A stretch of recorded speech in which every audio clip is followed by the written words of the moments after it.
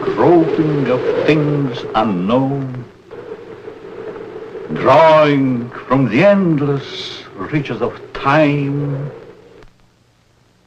brings to light many startling things. Startling because they seem new, sudden. But most are not new to the signs of the ages.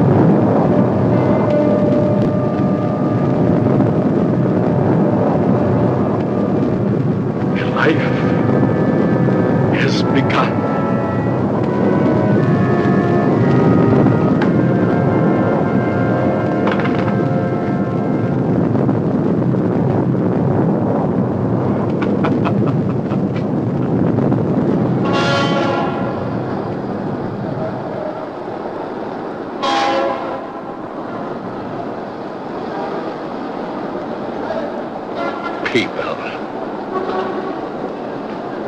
all going somewhere, all with their own thoughts, their own ideas, all with their own personalities. One is wrong because he does right. One is right because he does wrong. Pull the string. Dance to that which one is created for.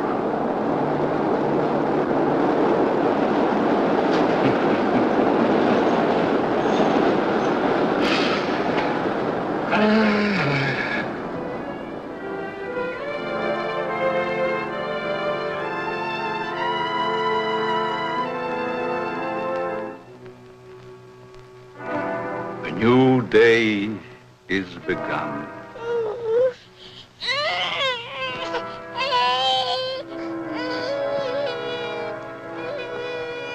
A new life is begun.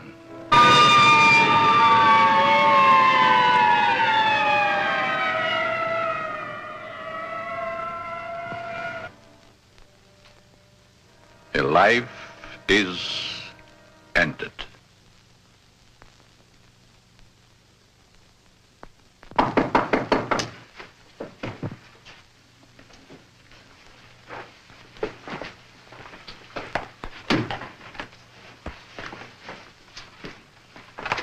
Let me see that note.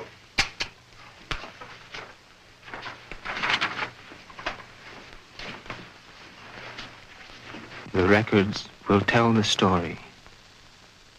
I was put in jail recently. Why? Because I, a man, was caught on the street wearing women's clothing. This was my 4th arrest for the same act. In life, I must continue wearing them. Therefore, it would only be a matter of time until my next arrest. This is the only way. Let my body rest in death forever in the things I cannot wear in life.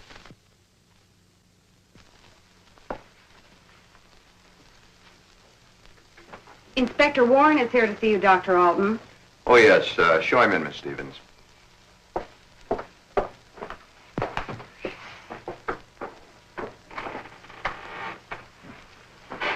Inspector? Doctor? Sit down. Thank you.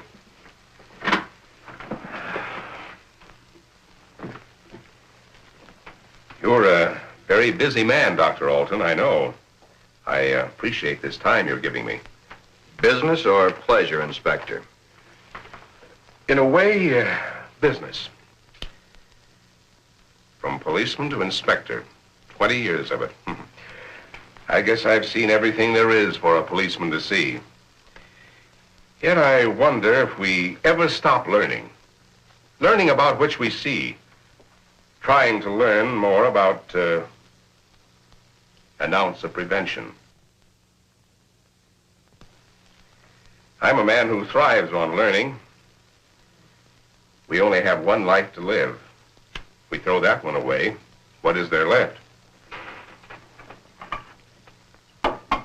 Doctor, I'm hoping to learn something from you. And with that knowledge, maybe save some human from a fate which I just witnessed a few days ago. A 4-time loser. This type of case comes to me as well as yourself many times during the course of 1 month. The suicide? The suicide. Most of us have our idiosyncrasies. This fellow's was quite pronounced. Yes, but I wonder if it rated the death warrant it received. Well, that's why I'm here today, Doctor. What do we do about it?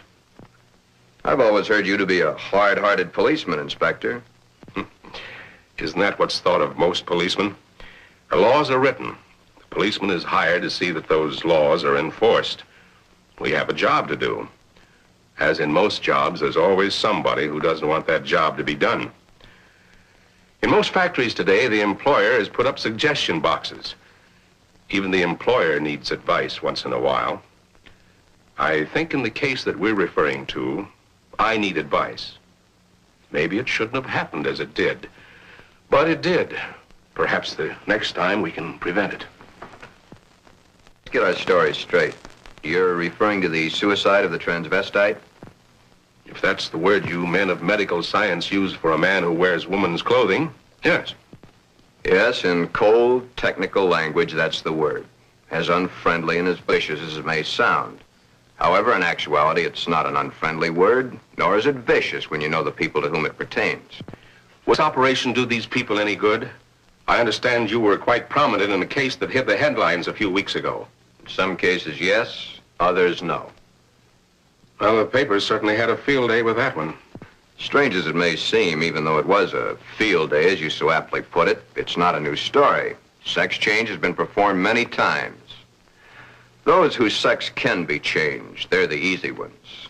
But what of those who so desperately want to be of the opposite sex, yet can't change their sex? Such as was the case with Patricia, the suicide. I'd like to understand this, Doctor, as best you can tell me. You can only fully understand the sex change by taking two entirely different cases. Two men with exactly the same background, from childhood to manhood and on to their own decisions and destinations. I'd like to hear the story to the fullest. Only the infinity of the depths of a man's mind can really tell the story.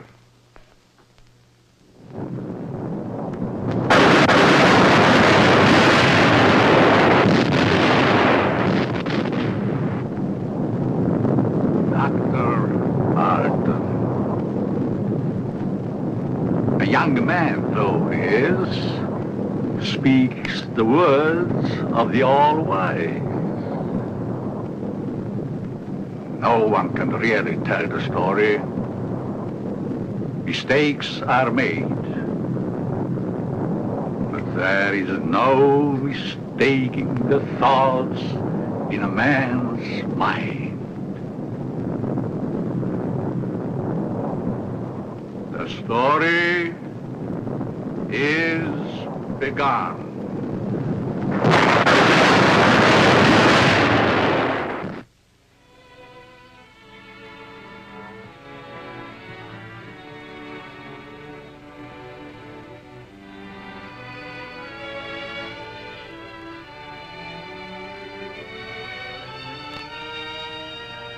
One might say, there, but for the grace of God, go I.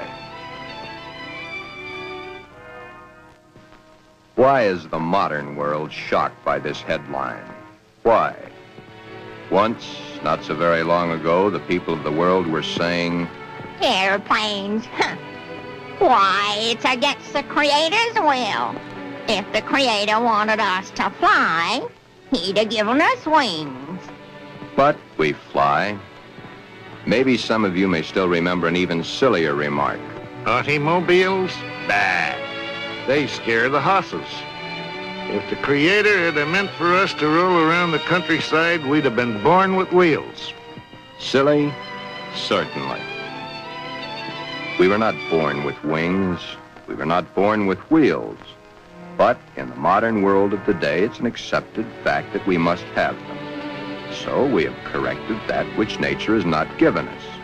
Strangely enough, nature has given us all these things. We just had to learn how to put nature's elements together for our use, that's all. Yet, the world is shocked by a sex change. If the Creator had wanted us to fly, he'd have given us wings. If the Creator had meant us to roll around the countryside, we'd have been born with wheels. If the Creator had meant us to be boys, we certainly would have been born boys. If the Creator had meant us to be born girls, we certainly would have been born girls. Are we sure? Nature makes mistakes. It's proven every day. This person is a transvestite, a man who is more comfortable wearing girls' clothes. The term transvestite is the name given by medical science to those persons who wear the clothing of the opposite sex. Many a transvestite actually wishes to be the opposite sex. The title of this can only be labeled Behind Locked Doors. Give this man satin undies, a dress, a sweater, and a skirt, or even the lounging outfit he has on, and he's the happiest individual in the world. He can work better, think better, he can play better, and he can be more of a credit to his community and his government because he is happy. These things are his comfort. But why the wig and makeup? He dares to enter the street dressed in the clothes he so much desires to wear, but only if he really appears female. The long hair, the makeup, the clothing, the actual contours of a girl. Most transvestites do not want to change their life, their bodies. Many of them simply want to change the clothing they wear to that is worn by the opposite sex.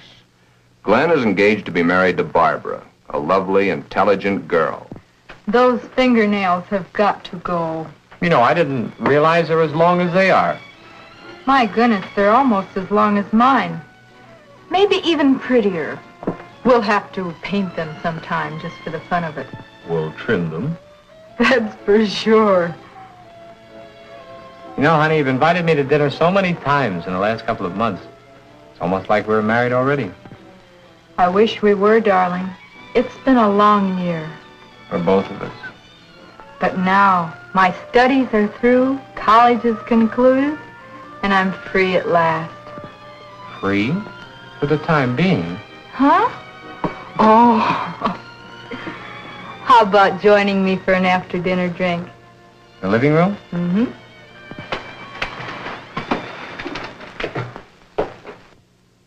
Modern man is a hard-working human.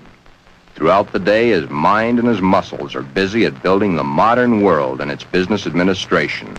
His clothing is rough, coarse, starched, according to the specifications of his accepted job. At home, what does modern man have to look forward to for his body comfort?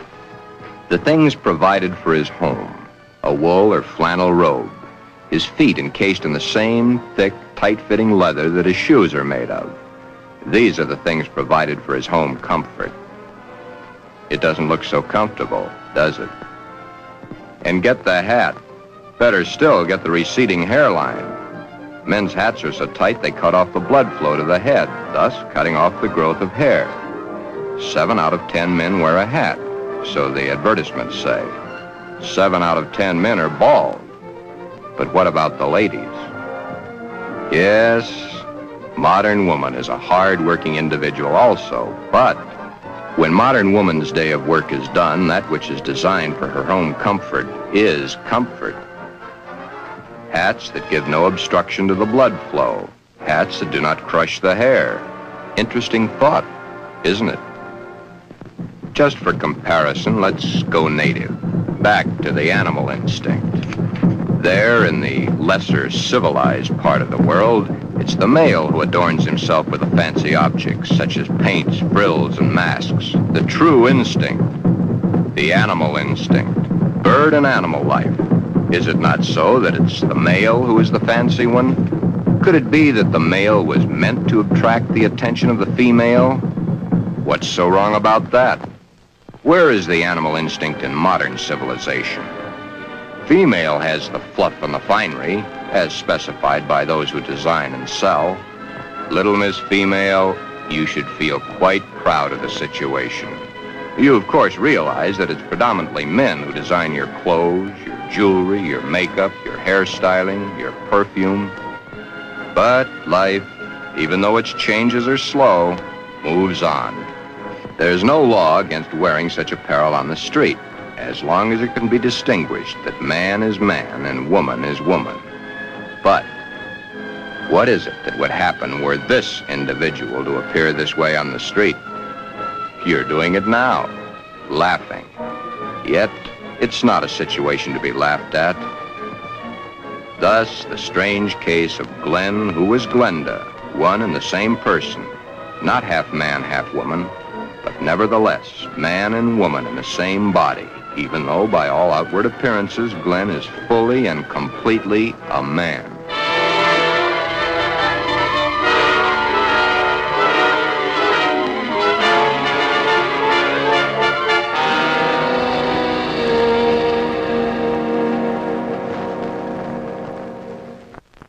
Sister, let me borrow her dress. You want to borrow your sister's dress? What for? I want to wear it to the Halloween party. There are names for boys who go around wearing girls' clothes. Oh, don't be silly, darling. You go ahead and wear your sister's dress, Glen. You always did look much better as a girl than you do as a man. Glen did wear the dress to the Halloween party. He even took first prize.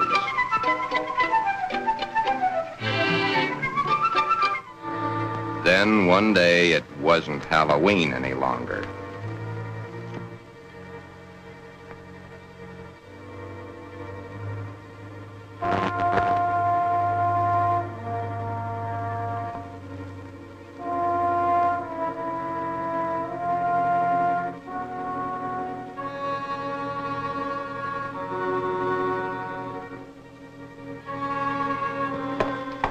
I wish I had the sight into such things to be able to advise you, Sheila. Maybe if you took the problem to a doctor. It's Glen that needs the doctor. But when things like this go wrong with someone so close and in your own family, it's so hard to believe. It's not really hard to believe. It's just hard for you to accept. Well, of course it's hard for me to accept.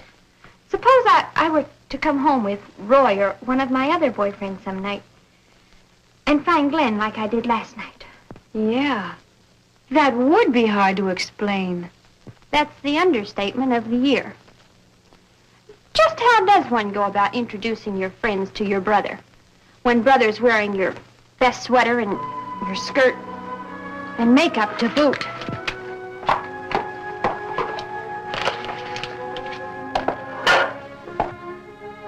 Glen is a transvestite, but he is not a homosexual.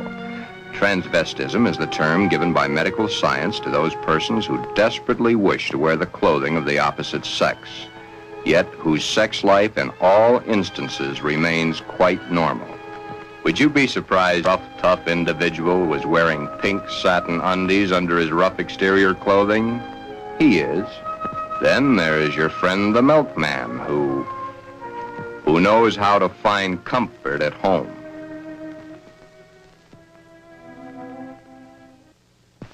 I can't stand it any longer.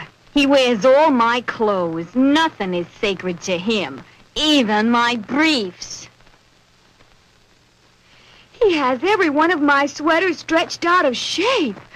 Of course, he has always replaced them. But then, they didn't last long either. But, Your Honor, ruffles on his shirts and shorts. Really? Glen and all the hundreds of thousands of other Glens across the nation face quite a problem. Glen is engaged to be married to Barbara, a lovely, intelligent girl. The problem?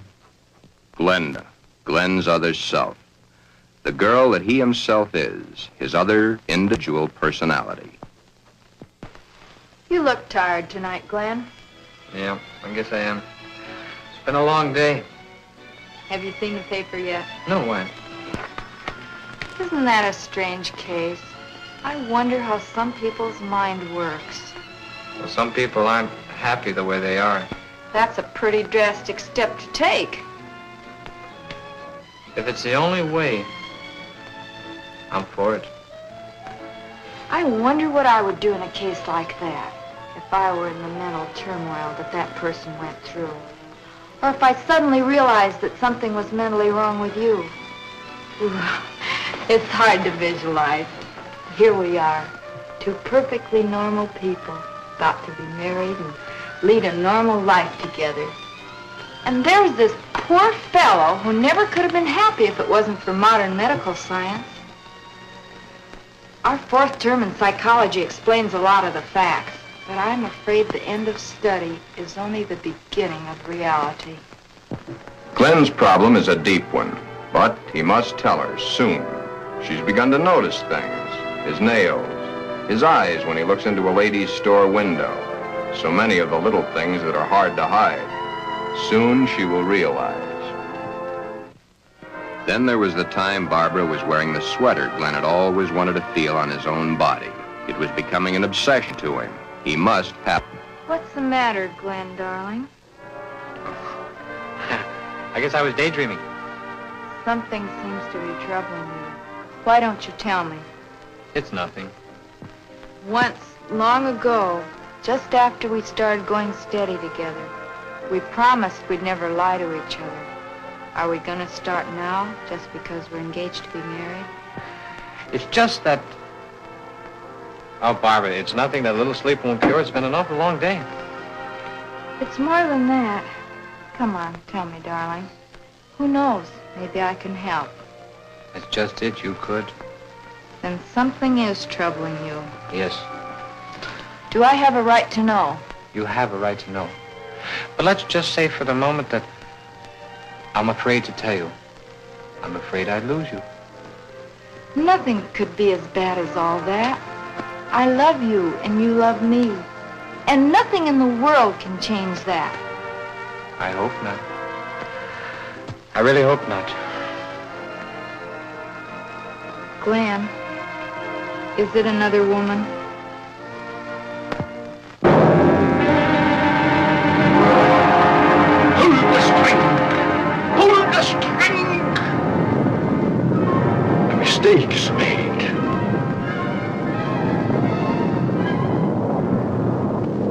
A story must be told. Always the same. He's not had the nerve to tell her. But he must soon come to some conclusion or forget the marriage. Should he tell Barbara of his Glenda now, before the wedding, or hit her between the eyes with it after, when it might be too late for either of them? The world is a strange place to live in. All those cars, all going someplace, all carrying humans which are carrying out their lives. The world is shocked by a person who changed his sex. Glenda is shocked also, but by another reason. Someone like her had the nerve to do something factual about their situation. There are so many problems for Glen and all the other Glens. Perhaps the fear of discovery of the underthings they wear beneath their regular outer clothing, or that which they wear during their nightly visit to Morpheus, god of sleep. Thank you very much, and I'm sure she's going to enjoy it very much. If you want to return it, be sure that you bring the sales slip. Thank you.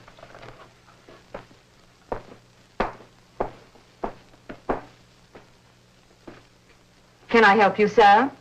Yeah. Let me see a 90. Well, what size? 12. The color, the material? Black, very sheer.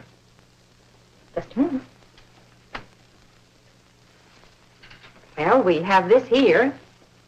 Would you like that? Something like this? Has lace? Yeah. Perhaps he admires the material too long. You can see how sheer the material really is. Yes. You see, it's all pure nylon and only $21.95. And of course, it will never snag.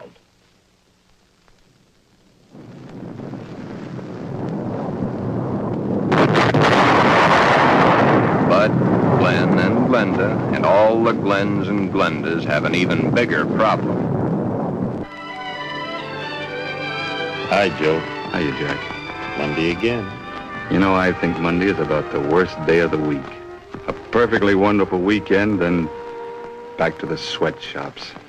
Too bad we was born to work. Say, did you read about the guy that hangs to a girl? Says he was perfectly normal, too. How can a guy be normal and go and do a thing like that to himself? All the same, it must take a lot of guts to pull a stunt like that. That's a problem I don't ever intend to face. Maybe it's a problem we should all face. I don't get you. Just think of the unhappy life. The miserable time this world of ours must have given that poor guy. I still don't get you. Now, here is a guy who wanted to be a girl. Supposing there had been no way to change. You sound as if you're really head up on this thing. I guess I am. Do you realize what would happen if every man in the country that wanted to wear women's clothes or felt like a woman went to their doctors and wanted to change? Of course. That's why I say perhaps society should be a little bit more lenient with them.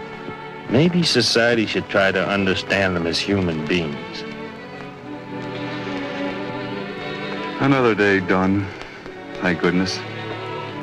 See you tomorrow, Jack.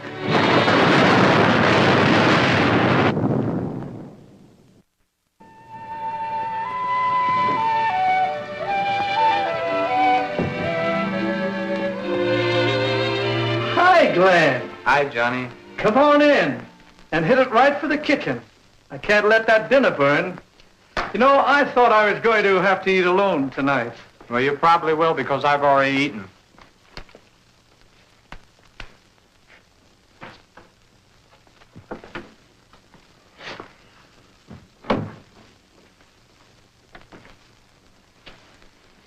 What's up?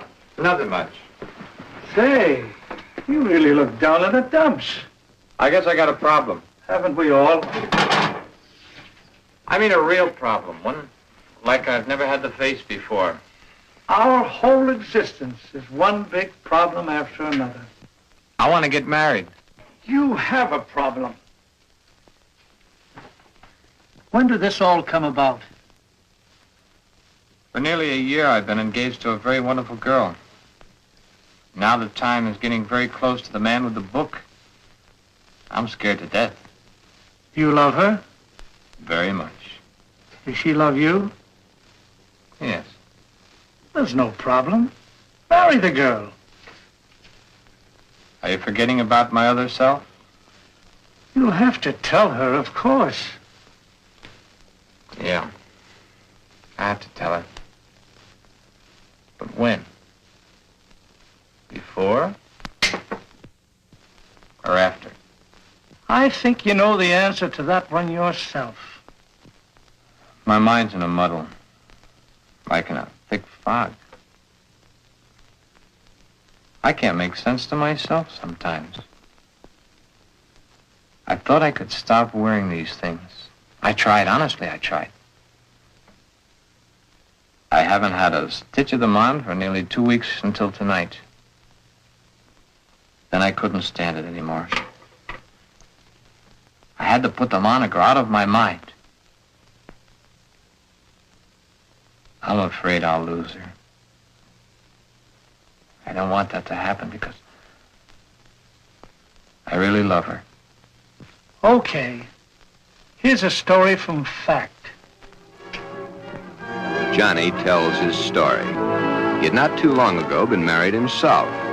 He'd kept quiet about his transvestite desires in the hopes that the new wife would never discover it. However, one day, the little woman came home unexpectedly an hour early.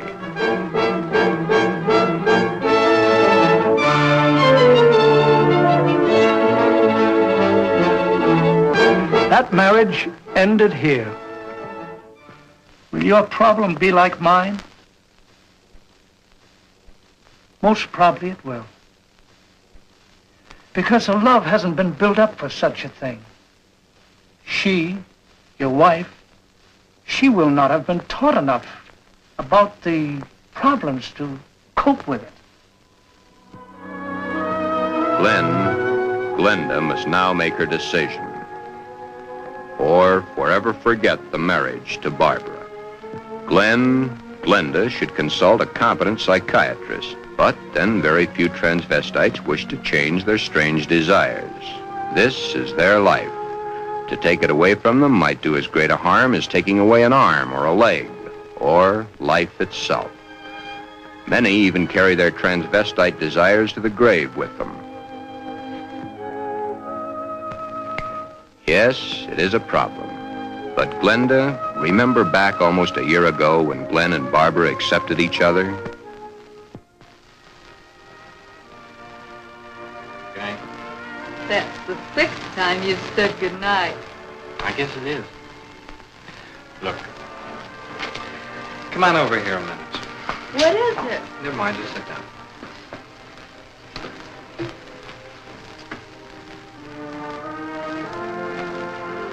Oh, I was beginning to think you'd never get around to it. Did you mean you will?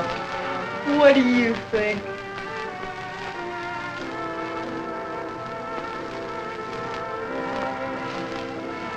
When? I must finish college first. It's only 7 months to go. Well, now, that's hardly long enough for you to get a trousseau together. How would you know about such things?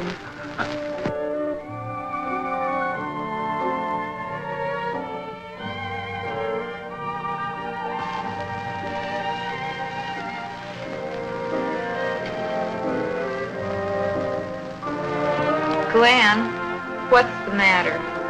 Huh? All of a sudden, you seem 1,000 miles off. Yes, I guess I was, huh? That's a mighty pretty dress you're wearing tonight. I wear my best to please you. You know, when you look at me, you just tie me in knots. I love to tie you in knots.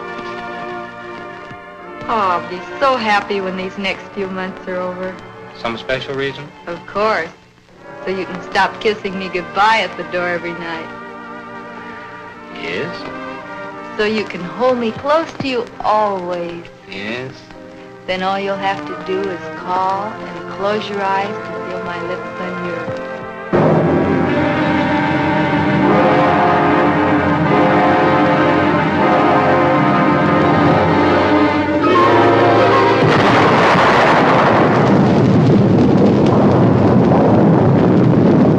Beware, beware of the big green dragon that sits on your doorstep. He eats little boys, puppy ducktails, and big fat snails. Beware, take care, beware.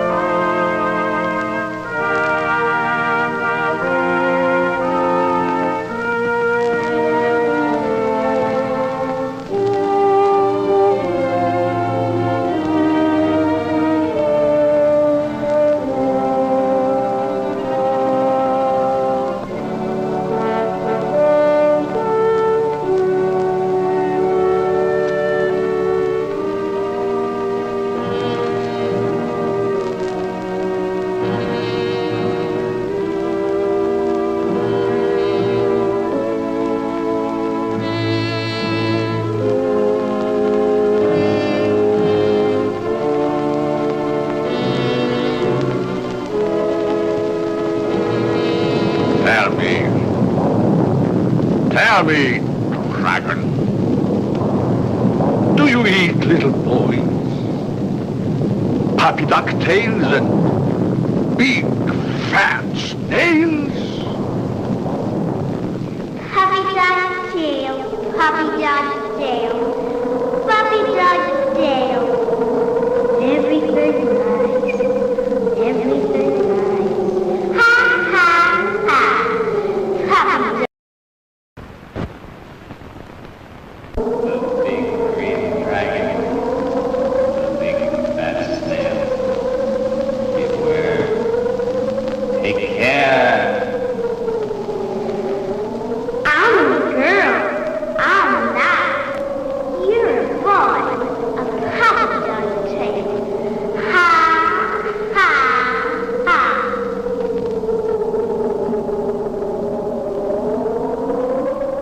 Everything nice. Puppy dog tail. Puppy dog tail. Puppy dog tail.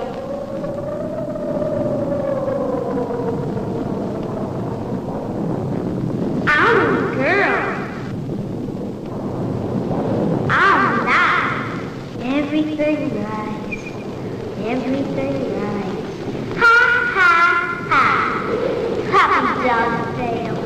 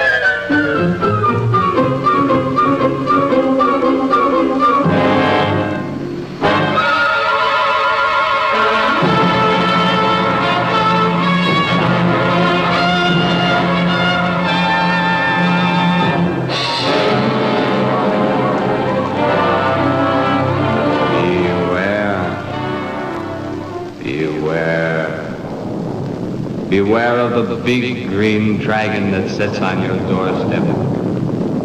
He eats little boys, puppy dog tails, and big fat snails. Beware, take care. Beware.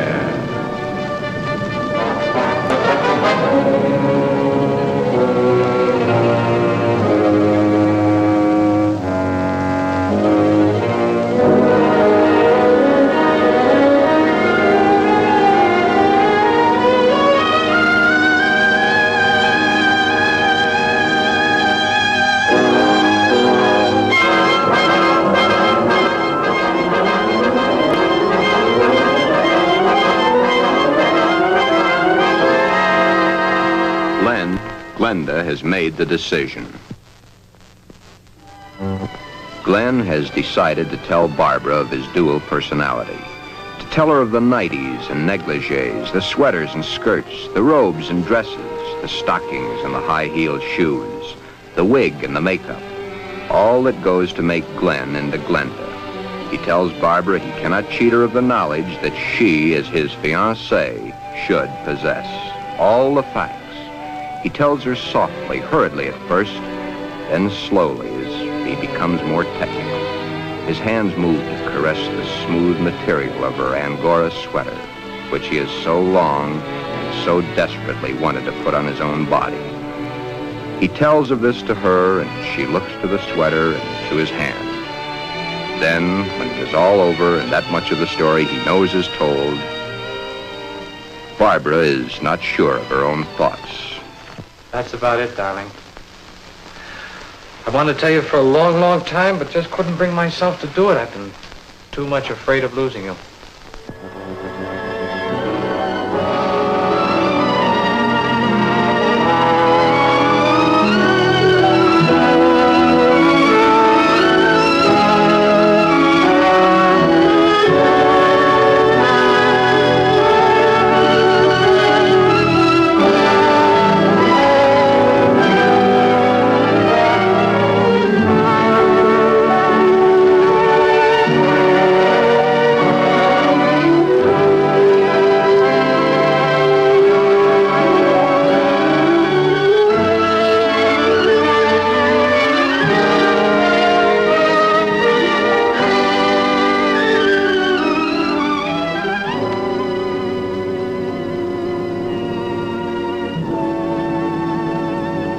Glen,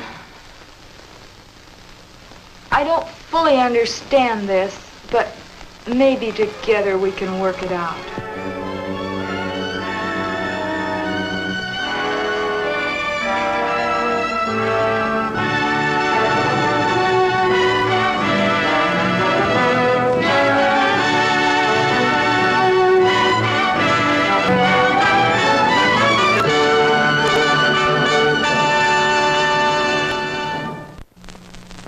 Is that the end of the story?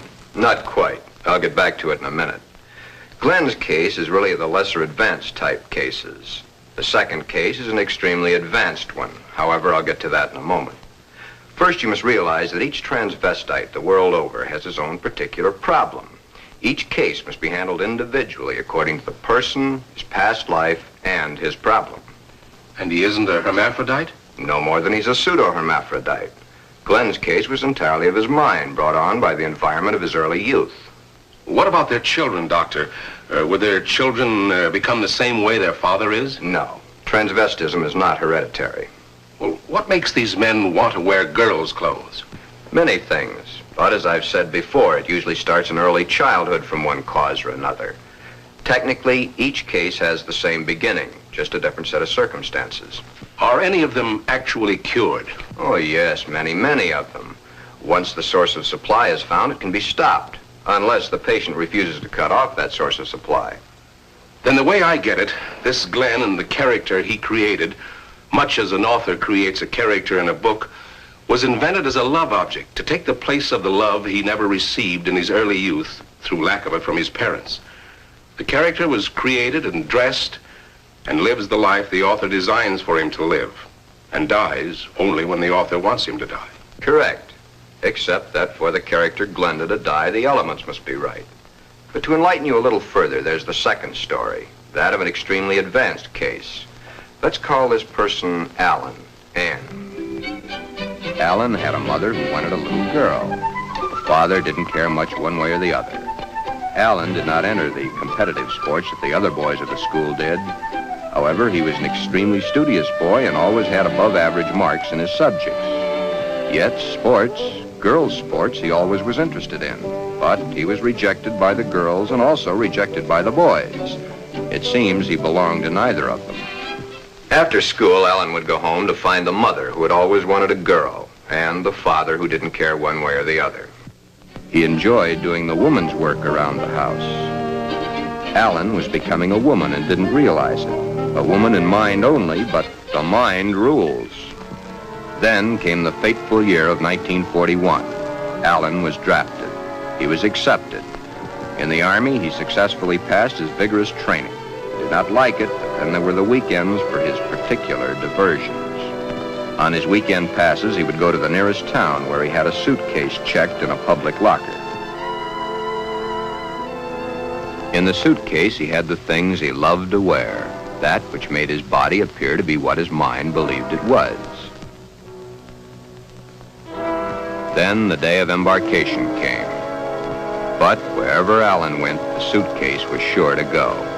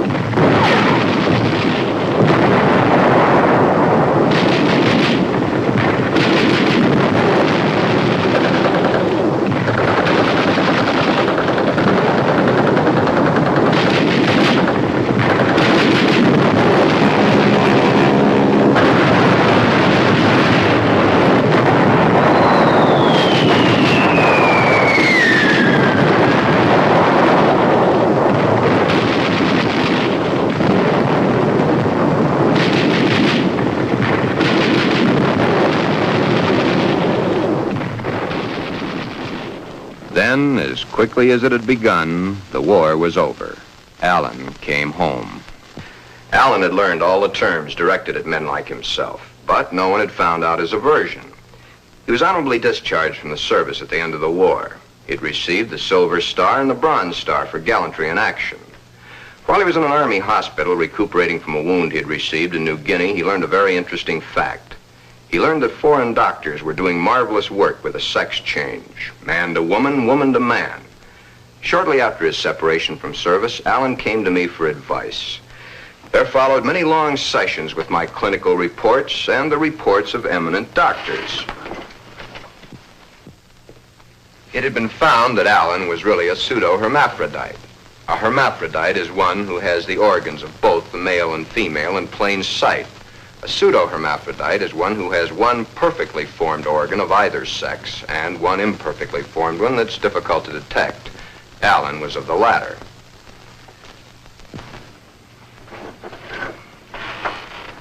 Alan was then given his choice. That which nature had given him was a mistake. It was up to us to correct that mistake one way or the other. Alan had to decide whether he wanted to become a man or she wanted to become a woman. Both were completely possible. Small boned, fair of complexion, his hair thin like a woman's, his body slim, hips slightly girlish. It was easy to see his decision, along with the fact that he had been brought up from early childhood to believe that a woman was the thing to be. Alan decided to become a woman. This, after all the help I could give him, was only the beginning. During the following 2 years, he was to go through the tortures of the damned. But never was there a whimper from him, because he knew that at the end of it all, he would at last be that which he had always dreamed. Hundreds of hormone shots were injected into various parts of his body. Alan's face was worked on with plastic surgery to smooth out the female elements. Long, tedious hours of work. The big day, or the starting of many big days, for it was to take many. The series of operations are performed slowly and at intervals to prevent any unnecessary shock to the nervous system. Still, the hormone shots continue, day after day, week after week, month after month. And even then, when the operation is over, the sex is changed, the shots must continue as long as Alan lives.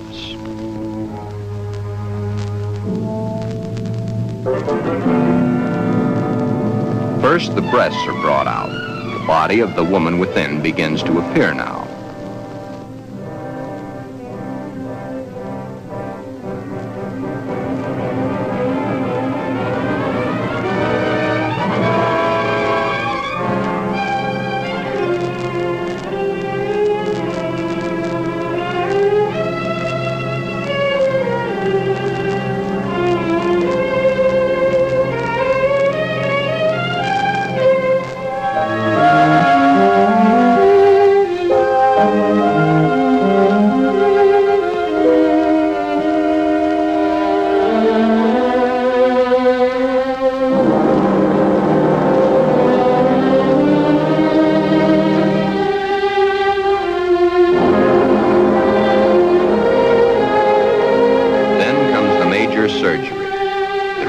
of the man and the formation of the woman.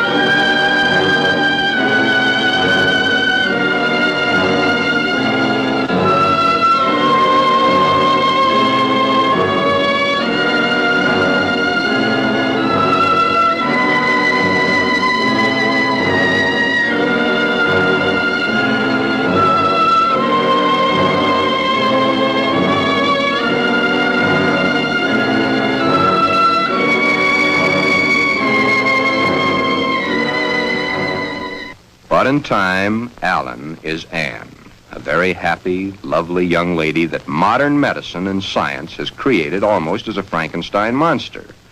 The newspapers heard of it and hit the story with their usual fullness. If the newspapers had not gotten hold of the story, it would have gone untold, unnoticed as so many others in medical history. The sex change has been performed hundreds of times. However, right here in this particular sex switch, it's not the end. Acting the woman and being the woman are two entirely different things. Alan had all his life acted the part of the woman. Now he is that woman and must learn how it's done. Anne must learn how to do her own hair, how to make the correct styling for her facial contours. The proper walk must be adopted. A lady is a lady, whatever the case may be. Continuing my own psychiatric treatment, it was my duty now to explain to Anne the duty of a woman and her. Alan, of course, had known the man's, but he was soon to realize he knew very little about a woman's. Yet, through it all, Anne loved every minute of it. Anne was indeed meant to be a woman, and now that the sex change had been completed, Anne was a very happy woman, and a woman who was eager to learn, and now was accepted by society. A woman born at the age of 24, in a world that for 24 years she had seen as a man, but a woman who now would, and was properly instructed in how to accept, a woman's world. Thus, this case, which has a happy ending, is due entirely to the corrections made by medical science. I've had several such cases. In fact, in my 20 years of practice, I've been prominent in 7. However, my colleagues have had hundreds. Then you believe that the Glen of the first story should have the sex change? In Glen's case, no. No, indeed. Glen would never be happy with a sex change. The Alan of your story ended happy? I'll tell it to you exactly as I told it to them. Shortly after Glen told Barbara of his love for girls' clothing, he started treatments with me. On the last treatment, both he and Barbara came to me. I told him the same story of Alan, Anne, as I've told it to you, Inspector. Anne was a pseudo-hermaphrodite. Even though one of the sexes was imperfect, she had the organs and the characteristics of both the male and female. Glen's case is an entirely different type of case. Remember I said, no matter what the case, it's a different thing. A new problem to be looked into, then solved. A new challenge to the psychoanalysis. Glen's body holds only one sex, that of the male. In all our talks, I've learned these pertinent facts. Glen's father had no love for his son. His father wanted Glen to be a football hero or a baseball player so that he could brag to his cronies down at the corner saloon as his cronies bragged to him about their own sons. Thus, the ruse of Glen's fictitious character. He invented it when he could find no love from his mother and no love from his father. His mother had hated her own father. Glen reminded her of her father. Therefore, she gave all her affection, love, and attention to her daughter. Glen then decided also to become a daughter. Glen, you can kill this fictitious character of yours anytime you wish. For your happy ending, it's the only way. Then you think I can kill this second character by transferring her qualities to Barbara? Exactly. But as the author and his character, the elements must be right. It's up to you, Barbara. You must take the place, give the love, and accept the facts that Glenda has always accepted. If you love each other as you now believe you do, Well, it'll be a hard job, but you'll enjoy doing the job. Should I let him continue to wear girls' clothing? Or should I put my foot down? If you put your foot down, you'd only go behind closed doors. Love is the only answer. Glenda must be transferred to you. Supposing Glen never gets over wearing girls' clothing. Would it matter to you very much? I love Glen. I'll do everything I can to make him happy.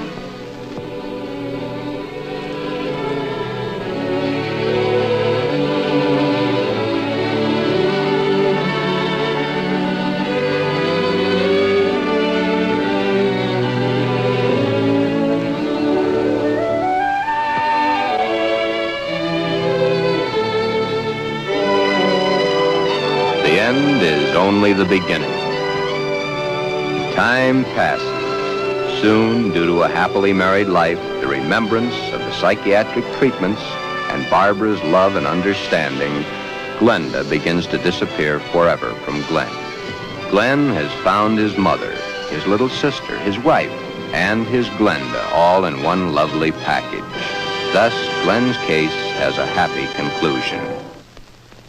Therefore, two entirely different cases, handled in two entirely different ways, have a happy ending. Yeah, those two. But what of the hundreds of other less fortunate Glens the world over?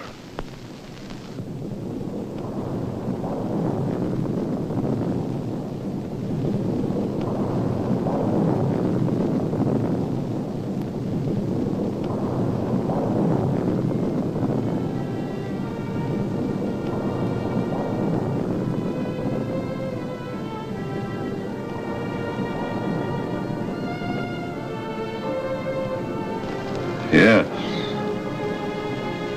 But what of the others? Less fortunate Glens, the world over.